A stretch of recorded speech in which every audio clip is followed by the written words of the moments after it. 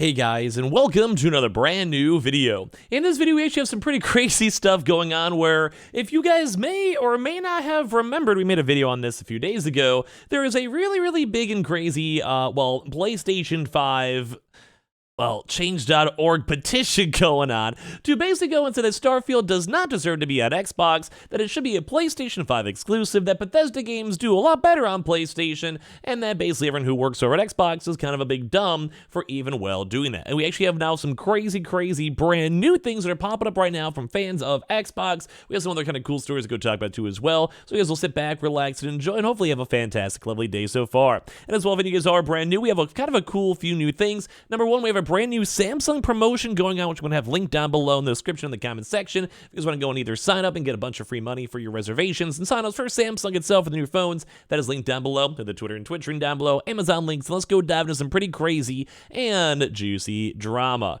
So this is going to have a little bit of a backstory, but I think it's kind of some good backstory to know.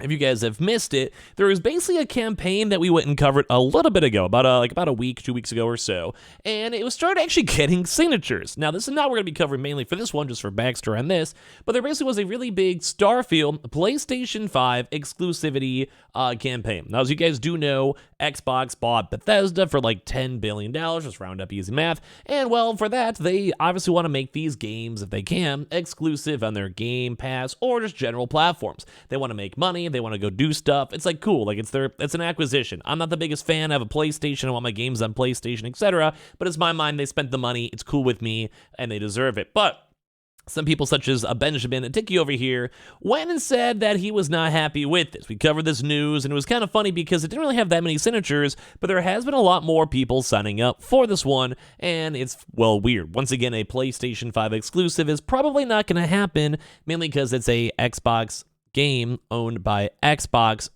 It's probably going to be released on Xbox, let alone if it's lucky if they're released on PlayStation 5, sure, but it's probably going to be on Xbox. No matter what, it's most likely not going to be an exclusive game. But some of these guys, they had like some kind of crazy comments, being like, hey, this would be good for everyone, not just Sony, because they have a history of investing heavily in first-party studios. They're trying to go put a lot of money into Bethesda. They're trying to go grow the game. They have a strong track record of marketing, promoting their games, which could help Bethesda reach even more people. And, well, I think if you guys have a brain, you guys probably realize that they don't care about this one. This guy even drops, I don't need trolls coming in here to complain that we actually care about gaming. I don't care how many of you come in and do insult me, try, cope, and seethe, and maul Xbots, but my points are valid and true. And there's just been a lot of folks who have actually signed this petition. It's nothing crazy, but it got enough for there's articles. I made a video on it. It was kind of funny because they're dropping up the, like, hey, like the PlayStation at least can go and rocket over 60 FPS. 30 FPS lock is just the tip of the iceberg. You guys are like bad, whatever it might be. So people are getting a little bit feisty, a little bit all over the place when it comes to this campaign. But it's kind of funny because right now, there actually is a brand new campaign too.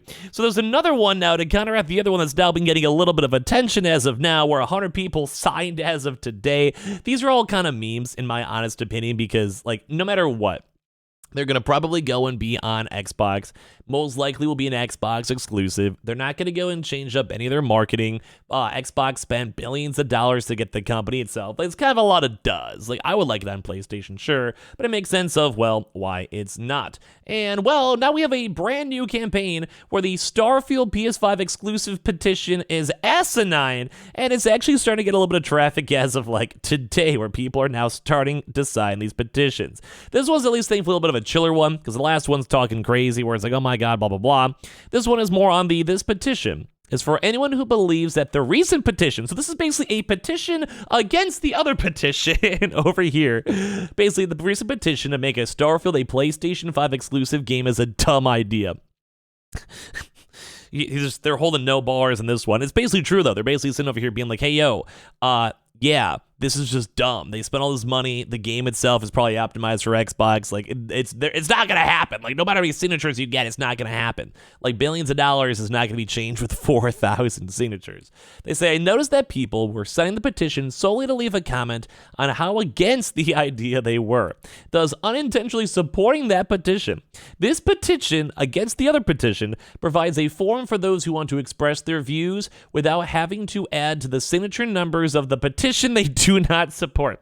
So this is unironically a petition against the petition to support against the other petition, because the other petition was getting signatures on the petition for people that were not supporting the initial petition in the first place, and this is what this petition is done for. Let me go say petition another 15 times throughout this video.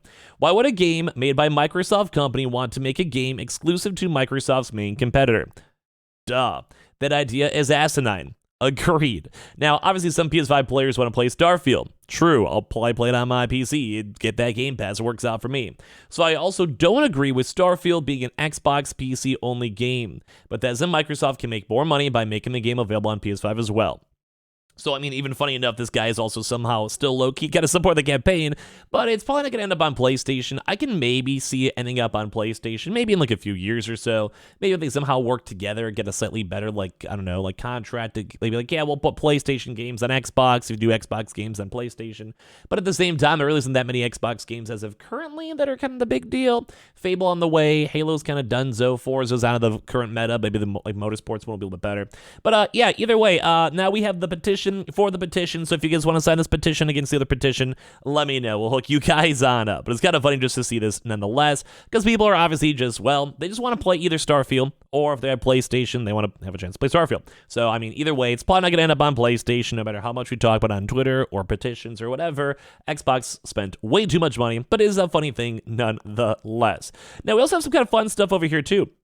If you guys do know, Firesprite is actually, I believe, a PlayStation studio where they unveiled their brand new studio space, which I always love having a chance to see these. They always look very fancy. Relocating to our new home in Liverpool's vibrant city center.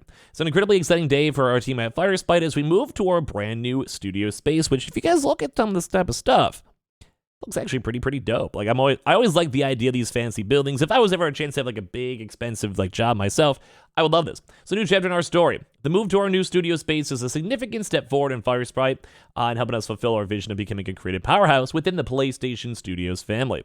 Located right at the heart of Liverpool City Center, the space has been furnished and designed to reflect our creative ambitions and studio values. It celebrates our culture and achievements and the architecture to suit our technical and physical needs for future growth. I think this is vibey.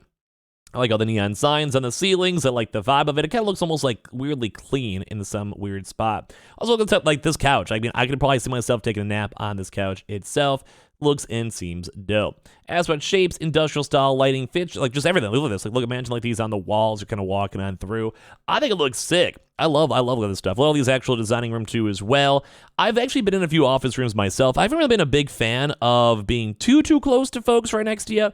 I don't mind it per se. If you got to get stuff done, it's fine. But I don't know. Like sometimes it's just kind of a weirder vibe, at least in my opinion.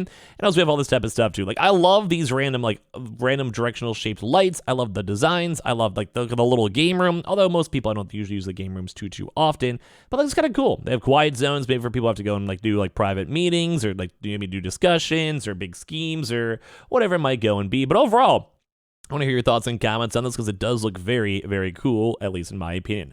We also have some kind of other cool stuff too as well. If you guys remember, the IO Interactive is actually also once again opening another brand new studio where they actually have games returning out to the UK. Be closer to 400 people another year or 18 months from now, and this is probably going to be a lot more push into because of the brand new James Bond IP. Now, if you guys do know, Hitman did very well, and this is going to be also them making the next, instead of making the next Hitman game, they'll be making the next 007 game, which I think is actually very cool to see for this one. So it kind of seems like we're seeing a lot of like a UK and Europe mitigation of game and game companies, which has been really cool overall. But yeah, they basically are saying the UK and Brighton also complements the firm's upcoming James Bond game, currently titled Project 007, because it's a very distinctly British brand, and Brighton isn't too far away from Pinewood too as well, where the movies are literally actually made to on top of that. So they're literally in like the depths of where they'd expect a 007 game to be made in the first place. So I think it's actually really cool to get to go and see this and see them kind of moving stuff on. Now, we also do have some kind of cool stuff too. If you guys missed it, Final Fantasy 16 does have its brand new update too as well, but it does have a motion blur slider, which is very nice to see. More controller button layouts and other stuff. A lot of folks had issues with the motion blur.